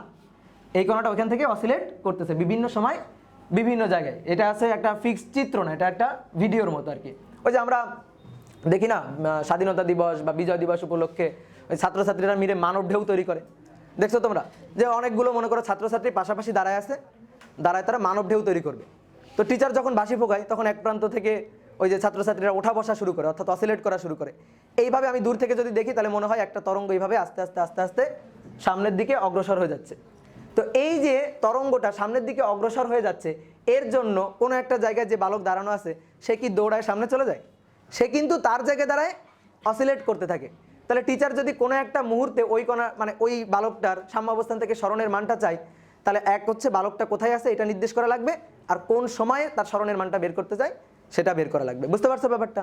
তো আমাদের কাজ হচ্ছে এই তরঙ্গস্থিত কণার সরণ নিয়ে, ডিসপ্লেসমেন্ট নিয়ে। এটাই হচ্ছে তরঙ্গের উপরিপাতন নীতি থেকে বের করা যায়। তো ব্যাপারটা কি বলতেছে দেখো, মনে করো এই হচ্ছে একটা কণা, এটা হচ্ছে কোনো একটা কণা কোনো একটা মিডিয়ামে আছে। ভালো করে শুনো এই ব্যাপারটা। সাপোজ বাতাস, তাহলে বাতাস মাধ্যম হলে এটা হচ্ছে বাতাসের একটা কণা। যদি পানি মাধ্যম হয় সাপোজ পানির একটা কণা, বা সাপোজ তুমি পানি মাধ্যম চিন্তা করো, পানি মাধ্যমে মনে করো যে পুকুরের পানিতে স্থির পানি, কোনো স্রোত নাই, স্থির পানিতে একটা শোলা বল ভাসানো আছে, তাহলে সেটা এরকম স্থির অবস্থায় থাকবে। তাহলে শোলা বলটা স্থির অবস্থায় আছে, এটা কিন্তু অসিলেট করতেছে না। তাহলে আমি যদি বলি বলো তো এর নিট ডিসপ্লেসমেন্টটা কত, 0, অসিলেট তো করতেছে না, এখানে কোনো তরঙ্গ নাই, তাহলে নিট ডিসপ্লেসমেন্ট কত, 0। এবার যদি এমন হয় যে তুমি সাপোজ পুকুরের পানিতে এই পাশে একটা ঢিল ছুড়ে দিলা, এইখানে তুমি একটা ঢিল ছুড়ে দিলা, তাহলে একটা ঢিল ছুড়ে দিলে এই পুকুরের পানিতে তরঙ্গ তৈরি হবে, ঢেউ তৈরি হবে। তাহলে সেই ঢেউটা একসময় এসে এই পার্টিকেলের এখানে পৌঁছাবে, যখনই পৌঁছাবে তখন কিন্তু ওই পার্টিকেলটা আর স্থির থাকবে না, সে অসিলেট করা শুরু করবে। এখন কত বিস্তারে অসিলেট করতে থাকবে, ওই যে তরঙ্গ এসে তাকে আঘাত করলো সেই তরঙ্গের বিস্তারে সে অসিলেট করতে থাকবে। এখন ওই তরঙ্গের বিস্তার যদি কম হয় তাহলে এ কম বিস্তারে অসিলেট করতে থাকবে, ওই তরঙ্গের বিস্তার যদি বেশি হয় তাহলে সে বেশি বিস্তারে অসিলেট করা শুরু করবে। এটা খুব ভালোভাবে বোঝা যায়। তুমি মনে করো ছোট্ট একটা ঢিল ছুটছো, তাহলে দেখা যাবে কি একটু সামান্য কাঁপাকাঁপি করবে। আর যদি বিশাল বড় একটা ঢিল ছুড়ে দাও তাহলে বেশি বিস্তারে কাঁপাকাঁপি করবে। ছোট একটা ঢিল ছুটছি এতটুকু বিস্তারে কাঁপাকাঁপি করবে, বিশাল বড় একটা ঢিল ছুটছি তাহলে এরকম বিস্তারে কাঁপাকাঁপি করবে। এটা তো বোঝা যায়। তাহলে এই যে পার্টিকেলটা আছে, এই যে কণাটা যেটা স্থির অবস্থায় ছিল, এটাকে যে তরঙ্গ আঘাত করবে সেই তরঙ্গের বিস্তারে সে অসিলেট করতে থাকবে। তাহলে কোনো একটা নির্দিষ্ট মুহূর্তে ওই কণার একটা ডিসপ্লেসমেন্ট পাওয়া যাবে না। তো মনে করো একটা তরঙ্গ এই পাশ দিয়ে এসে এই কণাটাকে আঘাত করলো, আঘাত করে মনে করো এই তরঙ্গের বিস্তার হচ্ছে 2 সেন্টিমিটার, তাহলে এই 2 সেন্টিমিটার বিস্তারে চলতে থাকবে। তো যখন এসে আঘাত করছে তখন মনে করো একে নিচের দিকে নিয়ে যাইতে চাচ্ছে, যে চলো বন্ধু নিচের দিকে যাই, কতটুকু, 2 সেন্টিমিটার। তাহলে এই কণাটার ওই মুহূর্তে সরণ নিচের দিকে এবং সেটা 2 সেন্টিমিটার। এখন যদি এমন ঘটনা ঘটে এই পাশেও কেউ একজন একটা ঢিল ছুড়ে দিছে, এই পাশেও একটা ঢিল ছুটছে, তাহলে এই পাশ থেকে আর একটা তরঙ্গ আসবে, এই পাশ থেকে একটা তরঙ্গ আসবে, এই তরঙ্গটা এই পাশ থেকে একে মনে করো এইভাবে এসে আঘাত করছে, আঘাত করে একে নিয়ে যেতে যাচ্ছে মনে করো উপরের দিকে, বললো যে চলো বন্ধু উপরের দিকে যাই, কতটুকু, 2 সেন্টিমিটার। তো প্রশ্ন হচ্ছে ও তাহলে কোন দিকে যাবে? ও কোন দিকেই যাবে না, ও ওখানেই স্থির অবস্থায় থাকবে। কারণ একজন নিতে চাচ্ছে এদিকে 2 সেন্টিমিটার, আরেকজন নিতে চাচ্ছে উপরের দিকে 2 সেন্টিমিটার, তাহলে ওই পার্টিকেলটা আসলে কোনো দিকেই যাবে না। তাহলে ওর যে নিট ডিসপ্লেসমেন্টটা সেটা কত হবে, 0 হবে। এই যে 0 তুমি বের করলা, সেটা কিভাবে বের করলা? এই যে 2 আর 2 4 করে এভাবে তো আর বের করো না, 0 বানাইছো, তো আসলে ভেক্টর ক্যালকুলেশন করছো না। যে এদিকে 2 সেন্টিমিটার ধরলাম, এটা প্লাস দিক, তাহলে এটা হচ্ছে বিপরীত দিকে, তাহলে এই দুইটা যদি লব্ধি করি তাহলে লব্ধিটাই হয় 0। তাহলে এই কণাটার যে নিট ডিসপ্লেসমেন্টটা আমরা বের করলাম, নিট ডিসপ্লেসমেন্ট যেটা আমরা বের করলাম সেটা কিন্তু লব্ধি করেই বের করলাম। এটাই ছিল হচ্ছে তরঙ্গের উপরিপাতন নীতি। আমি এই কথাটাই যে প্রথমে বিশাল একটা বাংলা কথা বলছি, তোমাদের মাথার উপর দিয়ে চলে গেছে, ওই কথাটাই ছিল হচ্ছে এটা, যে কোনো একটা মাধ্যমে, দেখো আমি এবার বলি যে কথাটা আমি একটু আগে বলছিলাম, কোনো একটা মাধ্যমে কোনো একটা কণার উপর একই সময়, দুইটা কিন্তু একই সময় হতে হবে, একই সময়ে দুইটা বা মনে করো একের অধিক তরঙ্গ এসে যদি উপরিপাতিত হয়, তাহলে এই কণাটার ওই মুহূর্তে স্মরণ হবে এই কণার উপর উপরিপাতিত হওয়া তরঙ্গদ্বয়ের আলাদা আলাদা স্মরণের ভেক্টর যোগফলের সমান। তো এই কথাটা কি খুব বেশি কঠিন কথাবার্তা? মনে করো এই তরঙ্গের জন্য তার যে স্মরণটা, সাম্যাবস্থান থেকে স্মরণটা, সেটা y1, কারণ তরঙ্গের যে সাম্যাবস্থান থেকে স্মরণ এটাকে তো y দিয়ে প্রকাশ করছিলাম। এই তরঙ্গের জন্য স্মরণটা হচ্ছে y2। তাহলে এই কণাটার যে নিট স্মরণ হবে, নিট ডিসপ্লেসমেন্ট যেটা হবে, অর্থাৎ y নিট, এটা ইকুয়াল টু হবে y1 প্লাস y2। লেখা ঠিক আছে? না, কেন ঠিক নাই? কারণ ভেক্টর ক্যালকুলেশন, এটা আমি লিখছি তো স্কেলার ক্যালকুলেশন, স্কেলার যোগফল, তো এটা হবে হচ্ছে ভেক্টর যোগফল, তাহলে অবশ্যই উপরে ভেক্টর সাইন দিয়ে লিখতে হবে। তাহলে এইটাই হচ্ছে তরঙ্গের উপরিপাতনের নীতি। তো যদি ঘটনা এরকম ঘটতো, সাপোজ পার্টিকেলটা এরকম স্থির অবস্থায় আছে, তো এখান থেকে একটা তরঙ্গ আসলো, একটা তরঙ্গ এসে এইভাবে আঘাত করলে বলো চলো নিচের দিকে যাই 2 সেন্টিমিটার, ওই মুহূর্তে এই তরঙ্গের জন্য ওই কণার স্মরণ হচ্ছে 2 সেন্টিমিটার। আর একটা তরঙ্গ এই দিক থেকে আসলো, এদিক থেকে এসে মনে করো এইভাবে আঘাত করলো, এদিক থেকে এসে এইভাবে আঘাত করলো, এটাও নিচের দিকে নিয়ে যেতে চাচ্ছে 2 সেন্টিমিটার। তাহলে ওই মুহূর্তে কণাটা কোন দিকে যাবে? নিচের দিকে যাবে। কতটুকু? 4 সেন্টিমিটার। তাহলে ওই মুহূর্তে কণার স্মরণ নিচের দিকে, সেটা হচ্ছে 4 সেন্টিমিটার, কারণ এর জন্য স্মরণটাও ছিল নিচের দিকে আর এর জন্য স্মরণটা ছিল নিচের দিকে। তাহলে দুইটা স্মরণের ডিরেকশনে একই দিকে ছিল, মধ্যবর্তী কোণ ছিল কত? 0 ডিগ্রি। তাহলে লব্ধির সর্বোচ্চ মান হবে দুইটা ভেক্টরের যোগফলের মানের সমান। তাহলে এই যে লব্ধি করেই কিন্তু আমরা এই নিট ডিসপ্লেসমেন্টের মানটা বের করতেছি, এবং এই কথাটাই হচ্ছে তরঙ্গের উপরিপাতন নীতি। আমি বুঝতে পারছি তরঙ্গের উপরিপাতন নীতিটা। তাহলে এখন আমরা একটু বাংলা কথায় তরঙ্গের উপরিপাতনটা নীতিটা লিখে ফেলি। তাহলে এখান থেকে আমরা দেখো যে লিখতেছি, কোনো মাধ্যমে একটি কণার উপর একই সময়, এই কথাটা কিন্তু খুব গুরুত্বপূর্ণ, একই সময় কেন দেখো গুরুত্বপূর্ণ। মনে করো এই তরঙ্গটা এসে এই পার্টিকেলটাকে আঘাত করলো হচ্ছে শনিবারে, আর এই তরঙ্গটা এসে এই পার্টিকেলটাকে আঘাত করলো রবিবারে। এখন তুমি বলতেছো নিট ডিসপ্লেসমেন্ট হচ্ছে 4 সেন্টিমিটার বা 2 সেন্টিমিটার বা 1 সেন্টিমিটার বা 0, তাহলে কি হবে? হবে না। বুঝতে পারছো? দুইটাকে একই সময় এসে আঘাত করা লাগবে, মানে ওই বিন্দুতে একই সময়ে উপরিপাতিত হওয়া লাগবে, তাহলেই তুমি নিট ডিসপ্লেসমেন্টটা বের করতে পারবা। এই কারণে এই কথাটা খুব গুরুত্বপূর্ণ, একই সময়। তাহলে কোনো মাধ্যমে একটি কণার উপর একই সময়ে একের অধিক তরঙ্গ উপরিপাতিত হলে উক্ত কণার ওই মুহূর্তে লব্ধি স্মরণ হবে কণার উপর উপরিপাতিত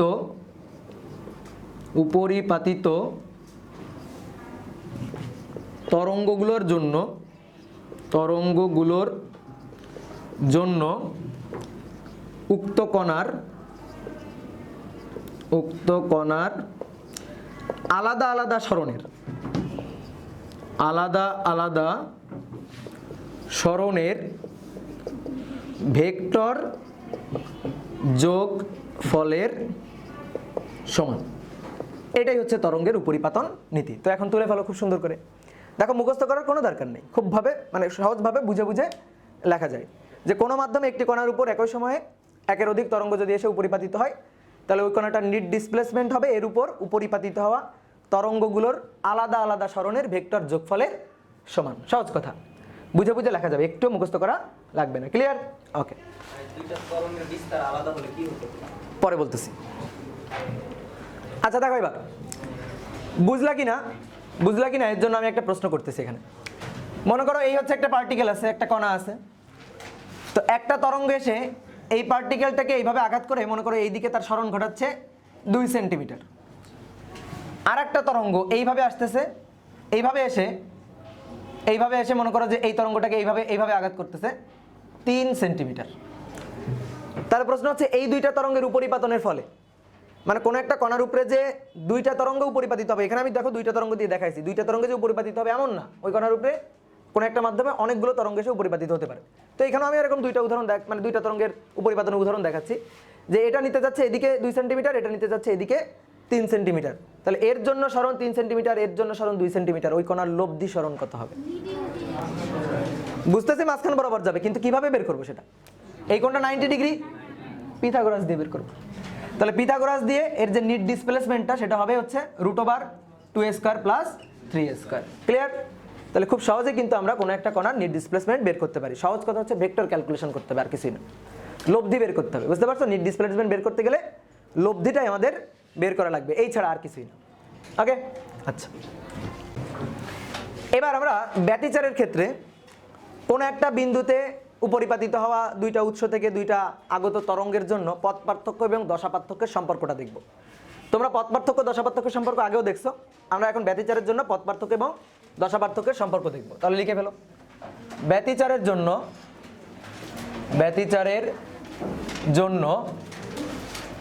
পথ পার্থক্য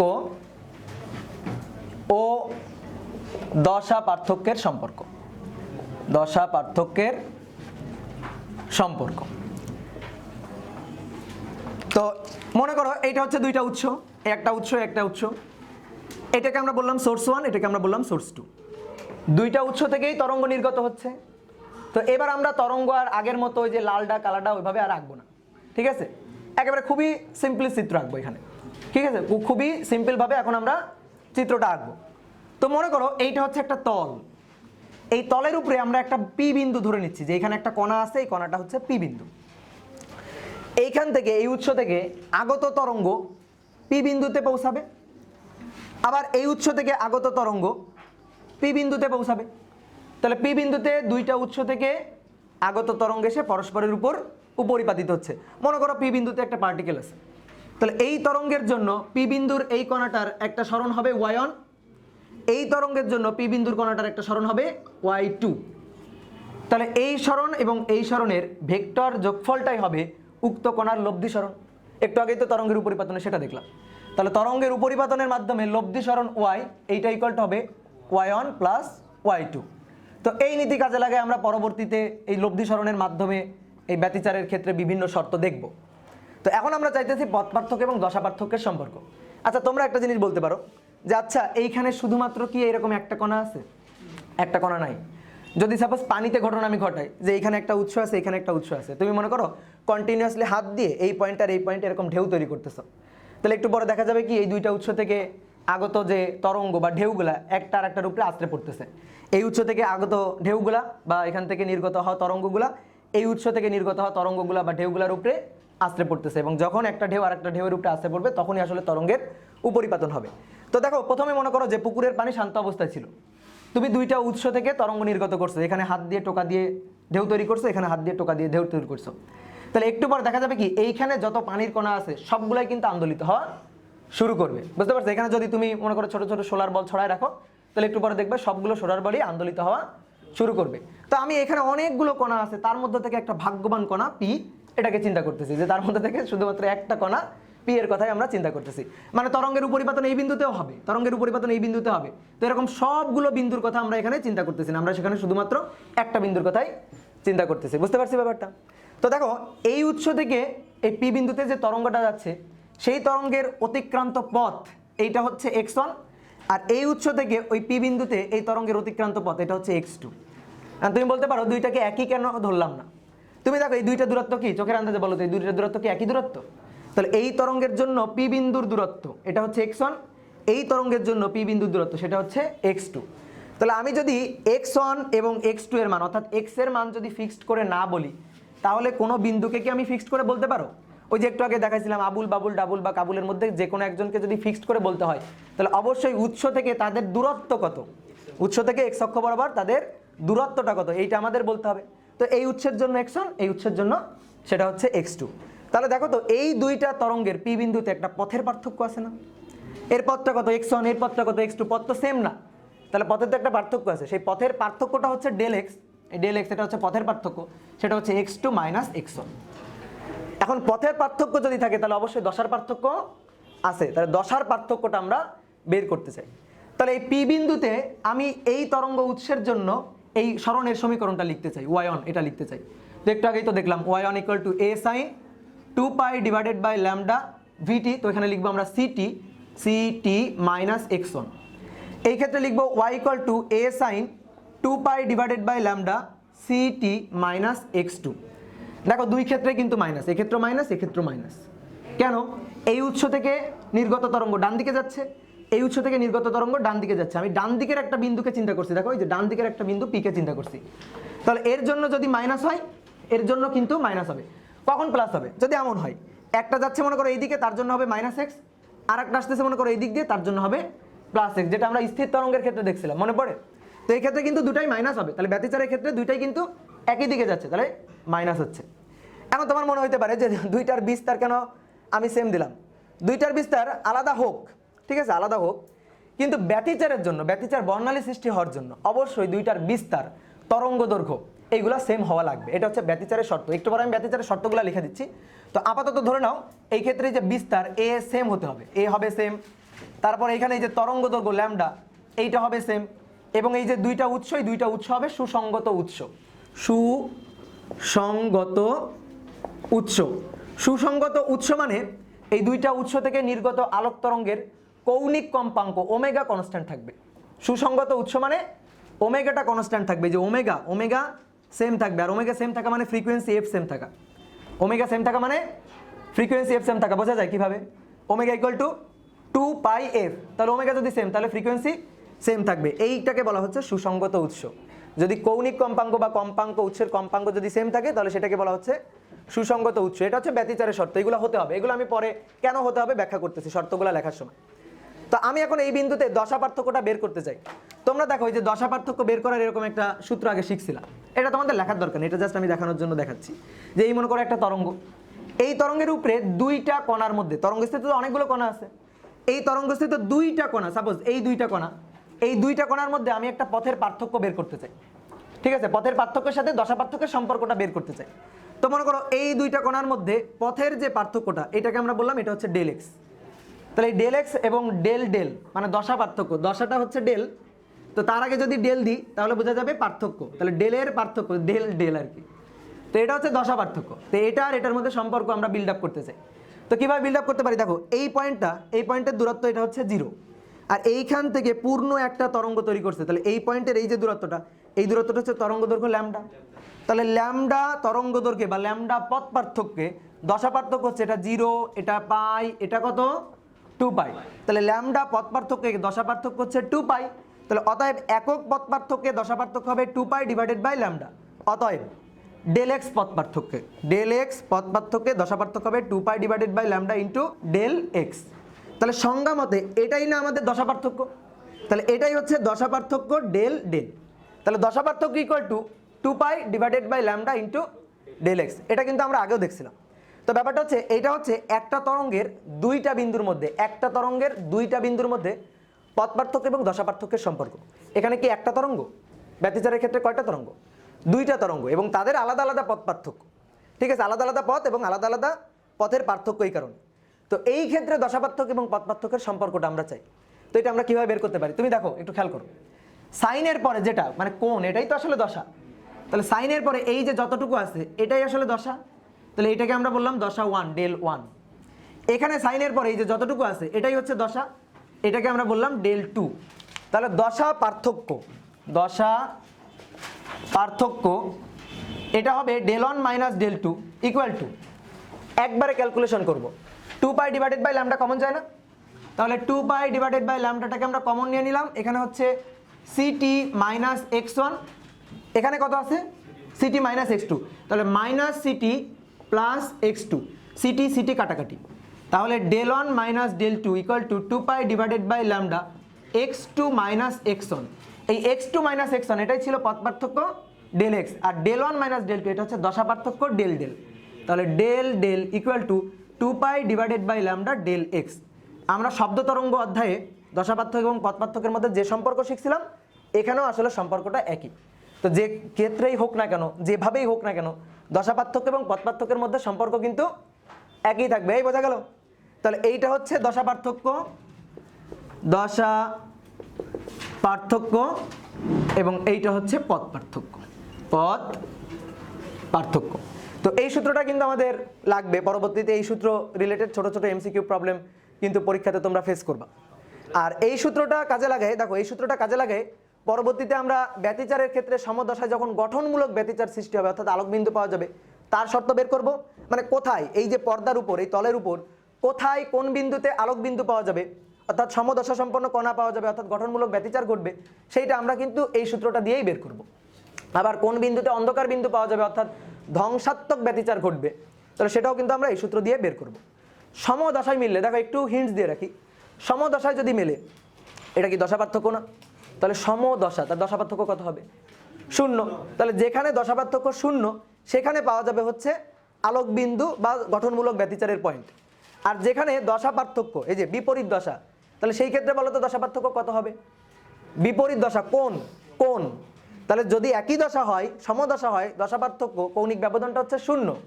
আর যদি বিপরীত হয় তাহলে কৌণিক ব্যবধানটা হবে পাই বা 180। মানে 180 ডিগ্রি মানে কি পরস্পরের বিপরীত না? একটা দক্ষিণ দিক তো আরেকটা উত্তর দিক, তাহলে পরস্পরের কত কৌণিক ব্যবধানে আছে? 180 ডিগ্রি কৌণিক ব্যবধান আছে, তার মানে পরস্পরের বিপরীত আছে। তাহলে বিপরীত দশার জন্য এই দশা পার্থক্য ডেল এর মানটা কত হবে? পাই বা 180। তাহলে সেই শর্তের উপর ভিত্তি করে আমরা কোন বিন্দুতে এই পর্দার উপর বা তলের উপর কোন বিন্দুতে ধ্বংসাত্মক ব্যতিচার পাওয়া যাবে বা কোন বিন্দুতে অন্ধকার বিন্দু পাওয়া যাবে সেটা আমরা বের করব। বুঝতে পারছো? এখন দেখো আমি তো তোমাকে এতক্ষণ ব্যতিচার পড়াই দিলাম। তো এই যে বলছিলাম যে তুমি বাসায় গিয়ে সাপোজ যদি চিন্তা করো যে আমি দুইটা মোমবাতি দিয়ে আমি একটা ব্যতিচারের এক্সপেরিমেন্ট করব।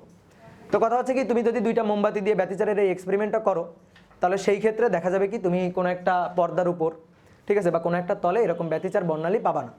একটা আলোক বিন্দু একটা অন্ধকার বিন্দু যেভাবে তুমি আশা করছিলা ওইভাবে তুমি পাবা না। তো তার কারণ কি, কেন আমি পাবো না? এখানে তো বলতেছি দুইটা আলোক উৎসের জন্য তরঙ্গের উপরিপাতনের ফলে এই ব্যতিচার ঘটবে, আলোক বিন্দু অন্ধকার বিন্দু পর্যায়ক্রমে পাওয়া যাবে। তাহলে আমি যদি বাসায় গিয়ে দুইটা মোমবাতি দিয়ে এক্সপেরিমেন্টটা করি তাহলে কেন পাবো না? তার কারণ হচ্ছে দুইটা মোমবাতি থেকে যে আলোক তরঙ্গ নির্গত হবে এই দুইটা মোমবাতি সুসংগত আলোক উৎস হিসেবে কাজ করবে না। সুসংগত আলোক উৎস হিসেবে কাজ করার জন্য অবশ্যই ওমেগা বা ফ্রিকোয়েন্সি সেম থাকতে হবে। তো দেখো মোমবাতির যে শিখা, সেই শিখা নড়তে থাকে না, বাতাসের সাথে এভাবে নড়তে থাকে না? আর যখন এরকম নড়তে থাকবে তখন আসলে আলটিমেটলি এই কৌণিক কম্পাঙ্ক বা ফ্রিকোয়েন্সিটা চেঞ্জ হইতে থাকবে। বা অন্যান্য অনেক কারণে মোমবাতির আলোক তরঙ্গের যে ধরনটা সেটা আসলে এই সুসংগত উৎস থেকে নির্গত আলোক তরঙ্গের ধরনের মতো হয় না। এই কারণে এই মোমবাতি দিয়ে যদি তুমি এক্সপেরিমেন্ট করো তাহলে তুমি কখনোই ব্যতিচার বর্ণালী পাবা না। আর একটা কারণ হচ্ছে এই যে দুইটা উৎস, এই দুইটা উৎসের মধ্যবর্তী দূরত্বটাকে আমরা এ দিয়ে প্রকাশ করি। ব্যতিচার বর্ণালী পাওয়ার আর একটা শর্ত হচ্ছে এই দুইটা উৎসের মধ্যবর্তী দূরত্ব অনেক কম হইতে হবে। দুইটা উৎসের মধ্যবর্তী দূরত্ব অনেক কম হইতে হবে। তাহলে এই শর্তগুলো আমরা একটু এখানে লিখিত। ব্যতিচারের শর্ত, প্রথম শর্তটা, 1 নম্বর শর্তটা, উৎস থেকে নির্গত আলোক তরঙ্গগুলার আলোক তরঙ্গদ্বয়ের বিস্তার এবং তরঙ্গ দৈর্ঘ্য সমান হতে হবে। এটা হচ্ছে প্রধান শর্ত। বিস্তার সমান হতে হবে। এই যে এতক্ষণ তোমরা চিল্লায় দিতেছিলা যে বিস্তার কেন সমান হতে হবে, বিস্তার অসমান হলে ঘটনাটা কি ঘটে? তো দেখি ঘটনাটা কি ঘটে। দুইটা তরঙ্গ, এই একটা তরঙ্গ আর একটা তরঙ্গ উৎস, এই তরঙ্গ উৎস থেকে নির্গত তরঙ্গের বিস্তারে, এই তরঙ্গ উৎস থেকে নির্গত তরঙ্গের বিস্তার এ। তাহলে দেখো এ আর এ বিস্তার, একটু এখানে তাকাও, এ আর এ বিস্তার তারা যদি সমদশায় মেলে তাহলে সেই ক্ষেত্রে লব্ধি বিস্তার হবে 2a। লব্ধি বিস্তার 2a, তার মানে সেখানে ইন্টেন্সিটি ম্যাক্সিমাম আই ম্যাক্স হবে। আর এ আর এ তারা যদি বিপরীত দশায় মেলে তাহলে এখানে হচ্ছে লব্ধি বিস্তারটা হচ্ছে 0। তাহলে সেই ক্ষেত্রে ইন্টেন্সিটি মিনিমাম ইন্টেন্সিটি হবে এবং এই মিনিমাম ইন্টেন্সিটি 0 এবং সেই ক্ষেত্রে আমি অন্ধকার বিন্দু পাবো। তাহলে যখন ইন্টেন্সিটি ম্যাক্সিমাম 2a বিস্তারের জন্য আলোক বিন্দু পাবো, আর যখন ইন্টেন্সিটি মিনিমাম অর্থাৎ 0 বিস্তারের জন্য তখন অন্ধকার বিন্দু পাবো। তাহলে আলোক বিন্দু অন্ধকার বিন্দুর এরকম বর্ণালী বা পট্টি আমি পাবো।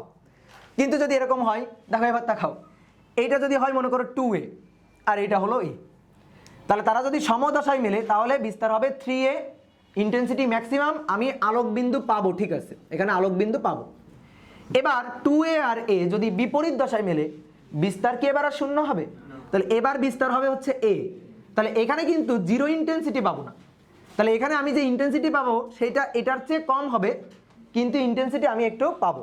তার মানে এখানে কিন্তু অন্ধকার বিন্দু পাওয়া যাবে না, এখানেও আলোক বিন্দু পাওয়া যাবে, এখানেও কিন্তু আলোক বিন্দু পাওয়া যাবে, কিন্তু এটা হবে একটু বেশি উজ্জ্বল, এইটাই হবে একটু কম উজ্জ্বল। তাহলে তখন ব্যাপারটা এরকম হবে, বেশি উজ্জ্বল কম উজ্জ্বল, বেশি উজ্জ্বল কম উজ্জ্বল, এরকম একটা পট্টি পাওয়া যাবে। কিন্তু ব্যতিচার বর্ণালীর জন্য আমার কি দরকার?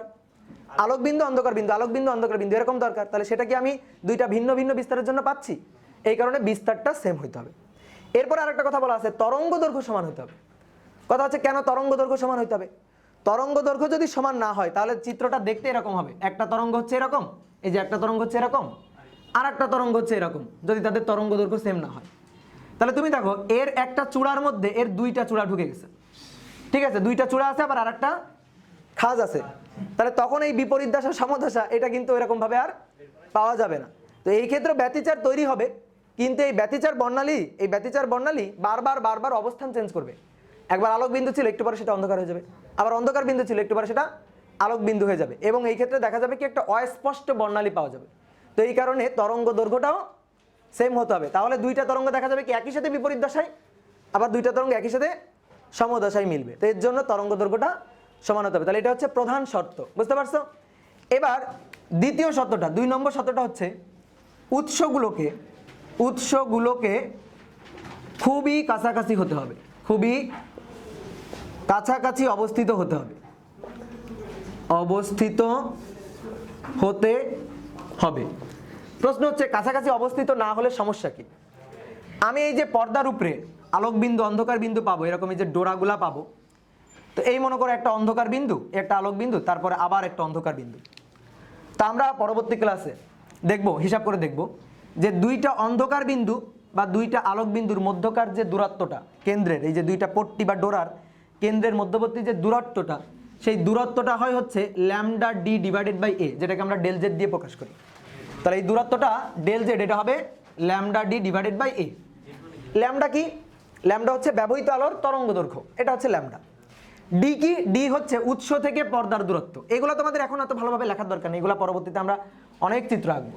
তো এখানে এইটা হচ্ছে ডি, উৎস থেকে বা চির থেকে, এই দুইটা উৎসকে অনেক সময় চিরও বলে, এই চির থেকে পর্দার দূরত্ব সেটা হচ্ছে ডি। তাহলে দেখো এইটা, এই ডেল জেড এর মানটা ল্যামডার উপর ডিপেন্ড করে, ডি এর উপর ডিপেন্ড করে, এবং উৎসদ্বয়ের মধ্যবর্তী দূরত্ব এ তার উপর ডিপেন্ড করে। এ কি ছিল? উৎসদ্বয়ের বা চিরদ্বয়ের মধ্যবর্তী দূরত্ব, তার উপর ডিপেন্ড করে।